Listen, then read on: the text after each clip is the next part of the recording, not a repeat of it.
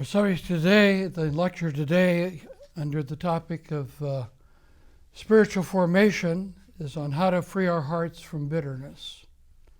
We've talked about the big three that can block our hearts even after conversion and after consecration.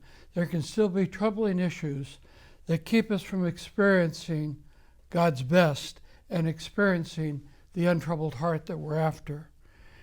Guilt in our relationship to God, bitterness in our relationship to other people, and anxiety in relationship to ourselves. But bitterness is one of the most difficult sins to diagnose and the easiest sin to justify, and it's also one of the most contagious of sins. Dr. David Seamands has said, "We cannot long ingest and integrate hidden resentment any more than our stomachs can digest and incorporate bits of broken glass." Bitterness saps our lives and our churches of vitality and spiritual strength. Dr. David Allen said, "The way to another person's heart is through your own. If your heart is bound up with hurts and bitterness and regrets, you cannot reach out fully to others until those destructive emotional chains are broken." And by the grace of God, that's what we want to do.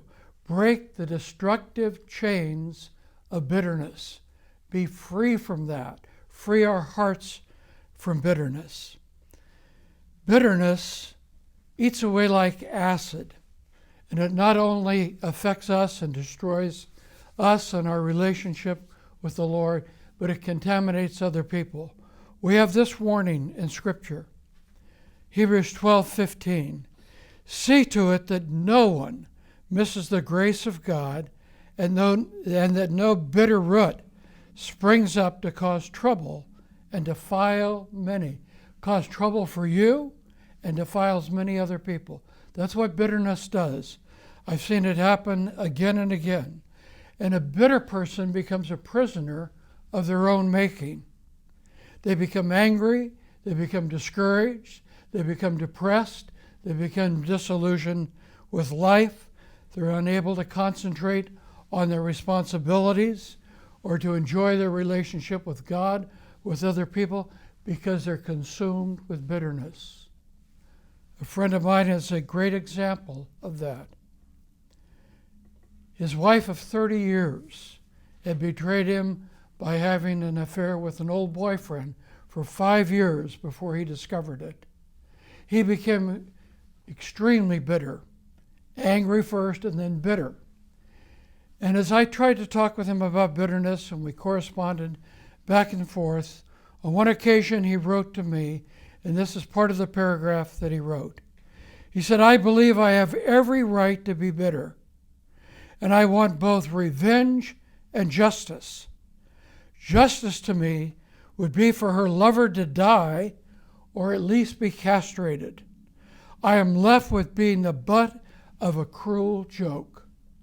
Now that's a description of a bitter man whose own life and heart was being destroyed, and it affected his children, his job, his relationships, and certainly his walk with the Lord.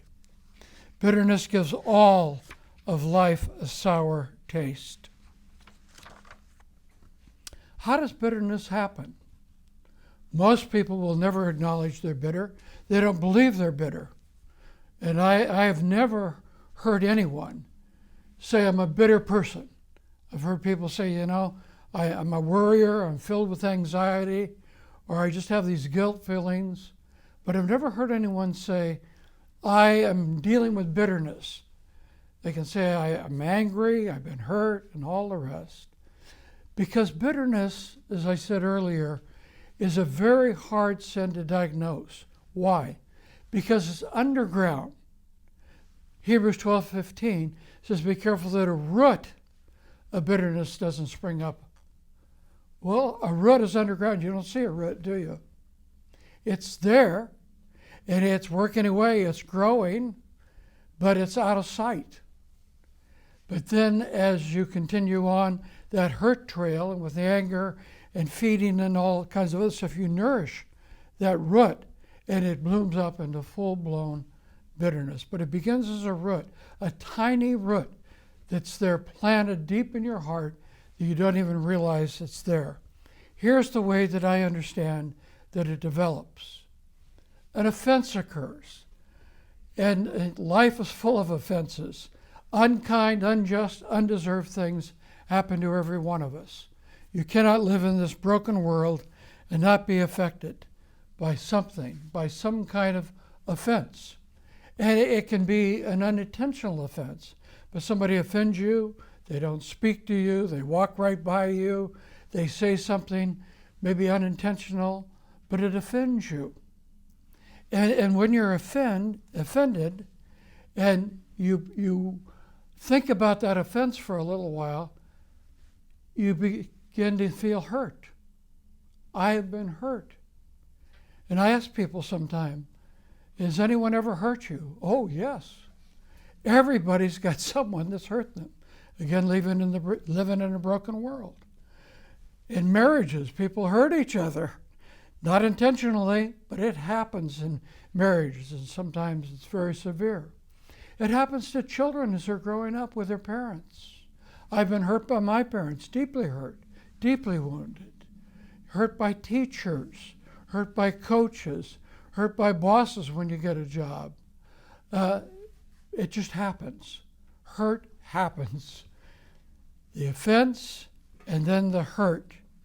And so when that happens, and it begins a little bit unseen, you've got that root there now, and that root is starting to take life and starting to spring up. And the next step usually is self-pity after you're hurt. Not necessarily anger right away. I'm just hurt. And I feel sorry for myself. Why did this happen to me? I was trying to do the right thing in my marriage.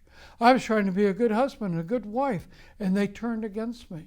I was doing my job, and then I got fired from my job, and that hurt.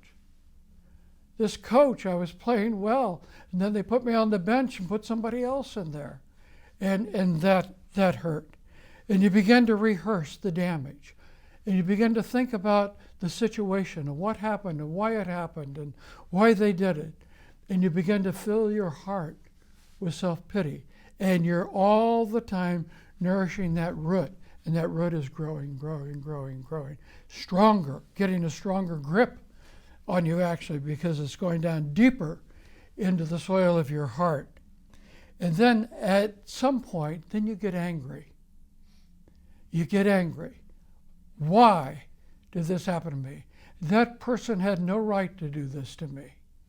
And I was trying to do the best that I could, and here's what happened.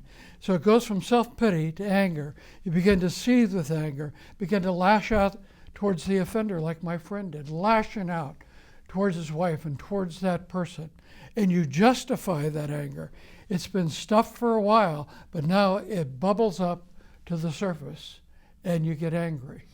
And then that anger, you not only give vent to it, you hang on to that anger, and you justify the anger because of the unjust, undeserved, unkind thing that happened to you. And you don't process that anger. And all of this, the offense, the hurt, self-pity, that's common to all of us. That's part of being human. And God gives us the grace to process that and deal with it, work through those emotions. But if you don't, and it comes to anger, and you hang on to that anger, then the next step that happens is bitterness. And bitterness permeates the life like poison. It permeates every aspect of your life. And it not only does that, but it oozes out on other people. And it begins to contaminate everything you're involved in, every relationship that you have, and you become a miserable, depressed person. It's poison.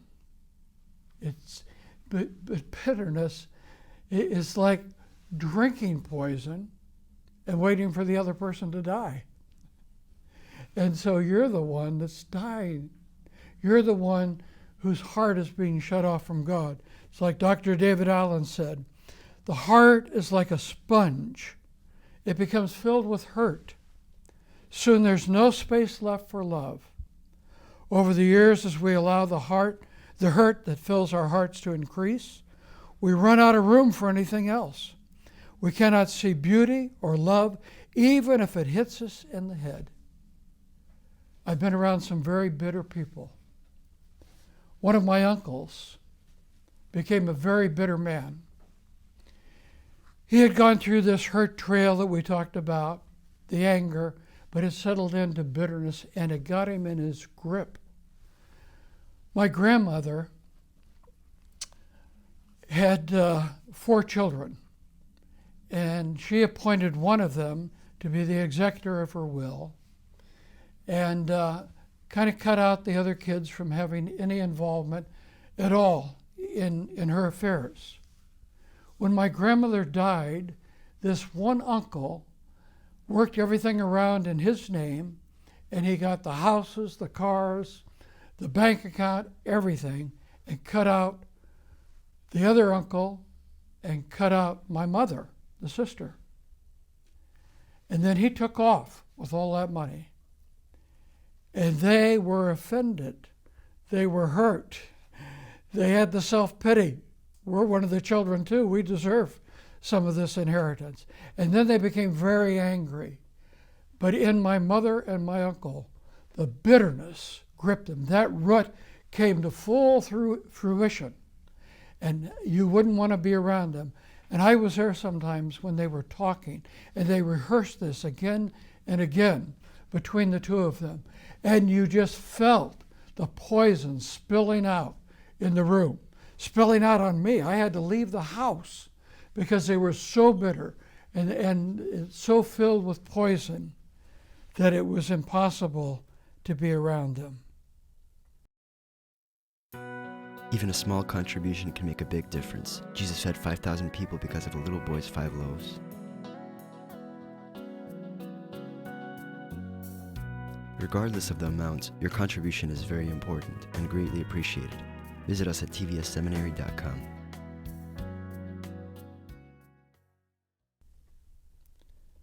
What do you do when you find yourself bitter? How do you get rid of bitterness? What are your options?